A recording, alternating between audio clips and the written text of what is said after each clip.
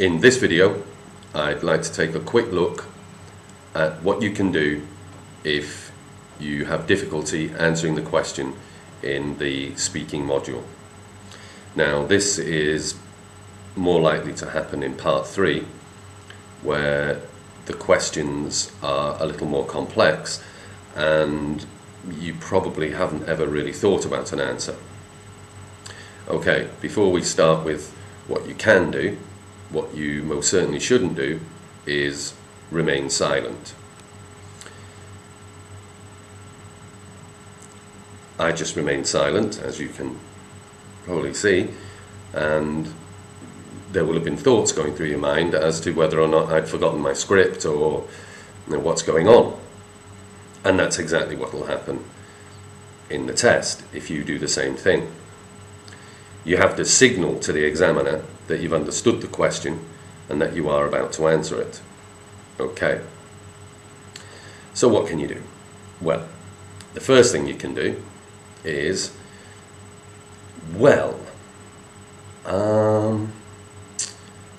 I would say, and with this possibility, you have used quite natural English and you have signalled to the examiner that you are about to answer. The next 3 possibilities I'll offer you are all connected with repeating the question. Now, let's say you've been asked by the examiner if you could visit any city in the world, where would you go? Okay. Option number 1 would be to take the keywords from the initial question.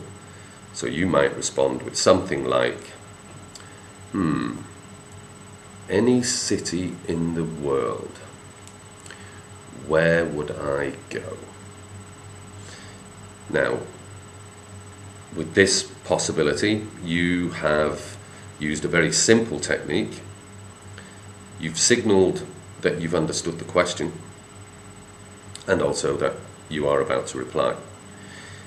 The second option is quite simply to repeat the question but change the pronouns from you to I. So your response would be something like, if I could visit any city in the world, where would I go? Now, all of these options are giving you thinking time, but at the same time signalling to the examiner that you understood the question and that you are about to answer.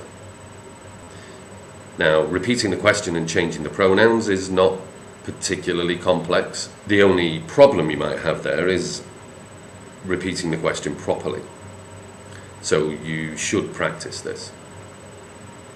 The third option involves changing the initial question into an indirect question, and you do that by replying with a starter along the lines of, so what you're asking me is, if I could go to any city in the world, where would I go?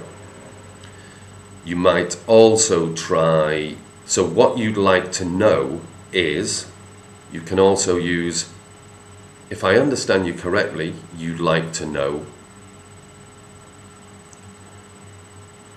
and then you follow up with the change in the question, the indirect version, which would be, if I could go to any city in the world, where would I go?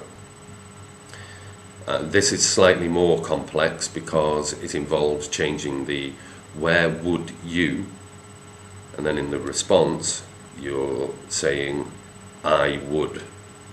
So you're changing around the pronoun and the modal, which is not very complicated either, but it's a little bit more complicated. The most impressive part about that particular response is the so what you're asking me is, or so what you'd like to know is, And this is natural English. And it also shows the examiner that you have a command of that particular structure. So, to sum up, you never remain silent. You have to indicate that you have understood the question and that you are thinking. You can use, well, I would say, that's your first option. The second one is take the keywords. Any city in the world, where would I go? The third option is repeat the question, changing the pronouns round. If I could go to any city in the world, where would I go? And the third option is, so what you'd like to know is where I would go if I could go to any city in the world. In fact, in that one I just did there, I changed the clauses round, which might also be quite a clever little tactic if you can work out employing that. Okay, that's it for this one. I'll see you in the next video.